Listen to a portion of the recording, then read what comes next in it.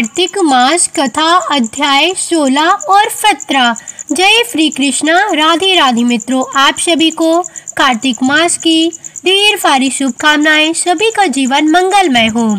आज हम श्रवण करेंगे कार्तिक मास के 16वें दिन की कथा और 17वें दिन की कथा। आइए श्रवण करती हैं कार्तिक मास के 16वें दिन की कथा। आप सब 15वें दिन की कथा पहले के अध्याय में सुन चुके हैं। अब आप अगले अध्याय की कथा श्रवण करेंगे। कार्तिक मास का हिंदू धर्म में विशेष महत्व है और यह मास भगवान श्री हरि विष्णु और उनकी प्रिय तुलसी माता को समर्पित होता है। कार्तिक मास को दान, पूजा, उपवास और सत्संग का पवित्र मास माना जाता है, जिसमें विशेष रूप से तुलसी जी की पूजा का महत्व है। तुलसी माता को हिंदू धर्म में बहुत ही पवित्र और पूजनीय माना गया है। उनका विवाह भगवान श्री विष्णु के शालिग्राम रूप में हुआ था, जिससे तुलसी विवाह का आयोजन भी इस पवित्र मास में किया जाता है। तुलसी माता की कथा में धर्म, भक्ति और जीवन के आदर्शों का वर्णन है। कार्तिक मास में तुलसी माता की पावन कथा को सुनने से सभी पापों का नाश होता है और मोक्ष धाम की प्राप्ति होती है। तुलसी माता की पूजा करने से घर में सुख, शांति, समृद्धि और आरोग्य की प्राप्ति होती है। इसलिए कार्तिक मास में तुलसी माता की कथा सुनने का विशेष महत्व है और इस कथा से हमें अपने जीवन में सच्ची भक्ति, संयम और आस्था का मार्ग दिखता है। तो आइए आज की कथा की शुरुआत हम तुलसी माता को नमन करके तुलसी माता की कथा से करती हैं।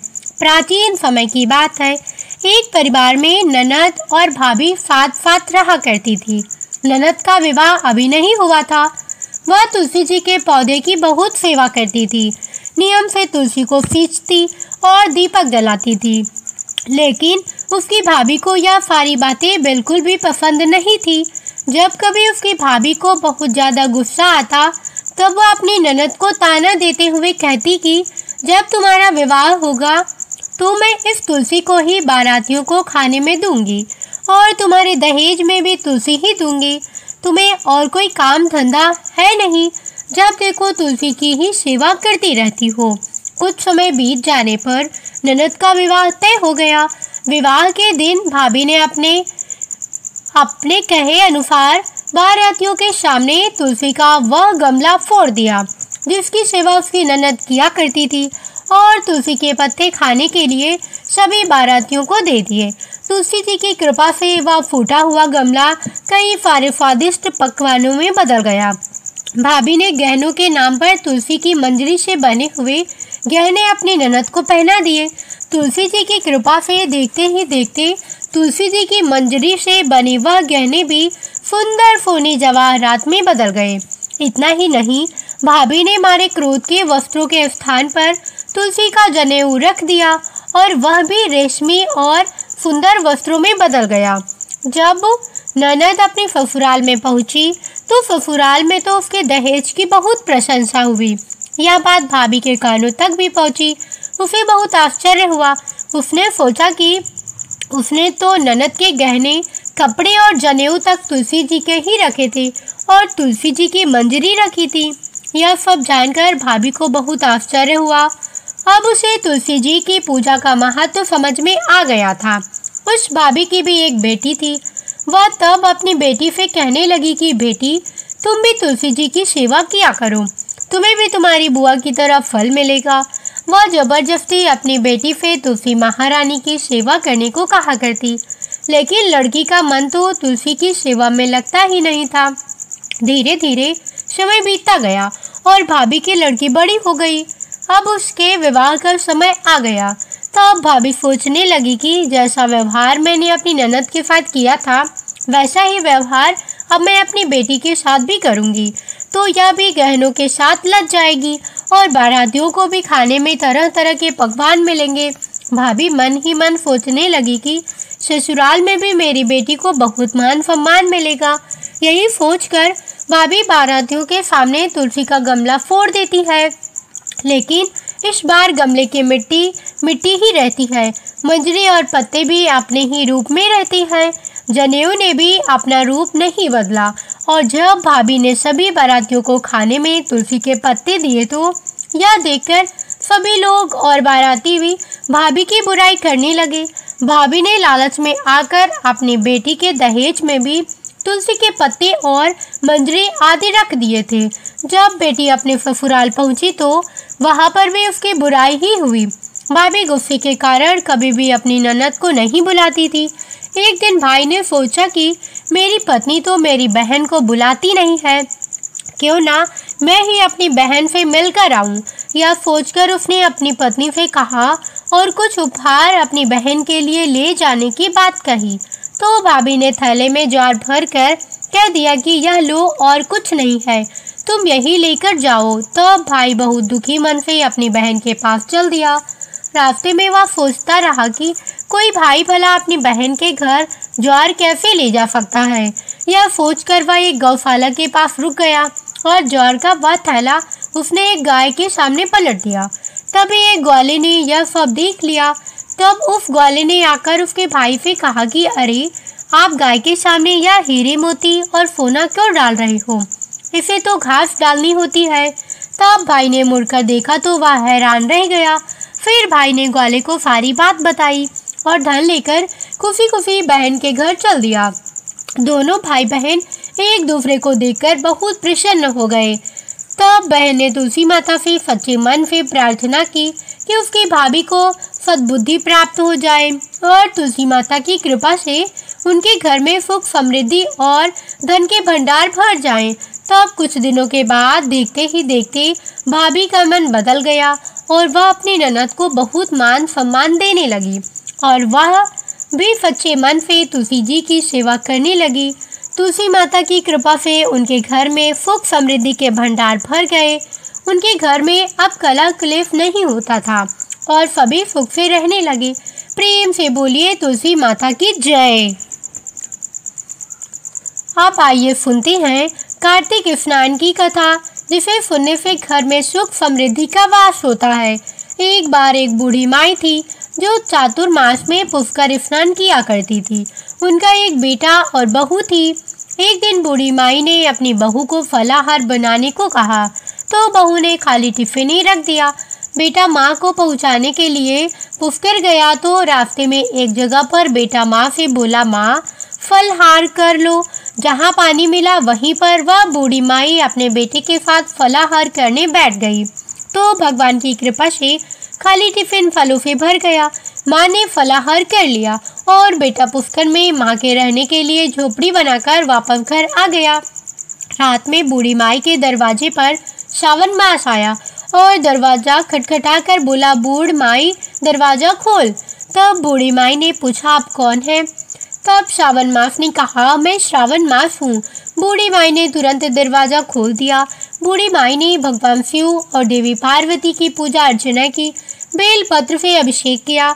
जाते समय श्रावण मास ने बूढ़ी माई को खूब आशीर्वाद दिया और झोपड़ी की एक दीवार सोने की हो गई। इसके बाद भाद्रपद मास आया। उसने भी दरवाजा खोलने के लिए बूढ़ी माई से कहा। बूढ़ी माई ने दरवाजा खोला, सत्तू बनाकर कजरी तीज मनाई। भाद्रपद मास ने बूढ़ी माई को आशीर्वाद दिया और झोपड़ी की दूसरी दीवार भी सोने की हो गई। फिर आश्विन मास आया और उसने भी दरवाजा खटखटाकर खोलने को कहा। बूढ़ी माई ने दरवाजा खोला, पितरों का तर्पण कर ब्राह्मण भोज कराकर श्राद्ध किया। फिर नवरात्रि में माँ दुर्गा को अखंड ज्योति जलाकर प्रसन्न किया। सत्य की विजय दिवस के रूप में और बुराई के अंत की खुशी में दशहरा मनाया। आश्विन मास ने जाते समय प्रसन्न होकर बूढ़ी माई की झोपड़ी की तीसरी दीवार भी बहुमूल्य हीरे रत्नों से जड़ दी और बूढ़ी माई को सदा प्रसन्न रहने का आशीर्वाद दिया। इन सब के बाद कार्तिक मास आया। उसने भी बूढ़ी माई को दरवाजा खोलने को कहा। फिर क्या था, बूढ़ी माई ने दरवाजा खोला, अति प्रसन्न मन से कार्तिक स्नान किया, दीपदान कर दिवाली, गोवर्धन पूजा, भैया दूज, गोपाष्टमी, आंवला नवमी मनाई। कार्तिक मास ने जाते समय आशीर्वाद दिया और झोपड़ी के स्थान पर महल बन गया। बूढ़ी माई अब गरीबों की सेवा कर भजन कीर्तन में अपना समय बिताने लगी। कुछ समय बाद बेटा जब अपनी माँ को लेने आया तो माँ और झोपड़ी को पहचान नहीं सका। तत्पश्चात बेटा पड़ोस में जाकर पूछा। जब पड़ोसियों ने बताया तो बेटा माँ के चरणों में गिर पड़ा और बोला, माँ घर चलो। और सारे सामान के साथ वह अपनी माँ को घर लेवा लाया। सासू माँ के ठाठ देखकर बहू के मन में लालच आ गया और उसने अपनी माँ को भी पुष्कर छोड़कर आने को कहा, तो उसका पति अपनी सास को भी पुष्कर में छोड़ आया। परंतु बहू की माँ धर्म कर्म में बिल्कुल भी रुचि नहीं रखती थी। वह तो 4 समय भोजन करती और दिन भर सोती। चारों मास उसके दरवाजे पर भी उसी तरह आए जैसे बूढ़ी माई के दरवाजे पर आए और चले गए। जाते समय झोपड़ी जो थी वह भी गिर गई और बहू की माँ पुण्य मिलने के बजाय गधी की योनि में चली गई, क्योंकि स्त्री लक्ष्मी जी का रूप है और लक्ष्मी की तरह चंचल होना चाहिए, निश्चल होना चाहिए। भगवान की पूजा और अतिथि का सम्मान तथा दान पुण्य करना चाहिए। कुछ समय बाद बहू ने अपने पति से कहा कि जाओ और माँ को लेवा लाओ। जब जमाई सास को लेने गया तो वह कहीं नहीं मिली। लोगों से पूछने पर लोगों ने बताया कि तेरी सास धर्म कर्म कुछ भी नहीं करती थी, बस खाती थी और सोती थी, जिससे वह गधी योनि में चली गई। जमाई ने देखा कि एक गधी वहां पर खड़ी हुई है, तो अब जवाई अपनी सास यानी कि उस गधी को बांध कर ले आया और उसकी पत्नी ने पूछा, मेरी माँ कहाँ है? तब पति ने कहा कि मेरे लालच की वजह से तुम्हारी माँ गधी की योनि में चली गई। आपका लालच था। बड़े बड़े विद्वानों, ब्राह्मणों, ऋषि मुनियों से पूछने पर उन्होंने बताया कि तुम्हारी सास के स्नान किए पानी से स्नान करने पर उसे मनुष्य योनि मिलेगी। तब बहू ने ऐसा ही किया और उसकी माँ पुनः मनुष्य योनि में आ गई। हे राधा दामोदर, भगवान जैसा बुढ़िया माई को दिया वैसा सबको देना, कहता को, सुनता को और हुंकारा भरते को सबको देना। अब आइए सुनिए कार्तिक मास महात्म का आज का अध्याय यानी कि 16वां अध्याय। एक दिन महाराज पृथु ने नारद जी से पूछा, हे देवर्षि नारद, समस्त गोपियों ने राधा जी ही भगवान श्री कृष्ण को इतनी प्रिय क्यों है तथा कार्तिक मास में भगवान कृष्ण के साथ उनकी ही पूजा क्यों होती है? नारद जी ने कहा, हे राजन, पहले मनवंतर में पांचाल देश में प्राचीन वेह नाम का एक राजा था। उसने विष्णु भगवान का एक अत्यंत सुंदर और विशाल मंदिर बनवाया।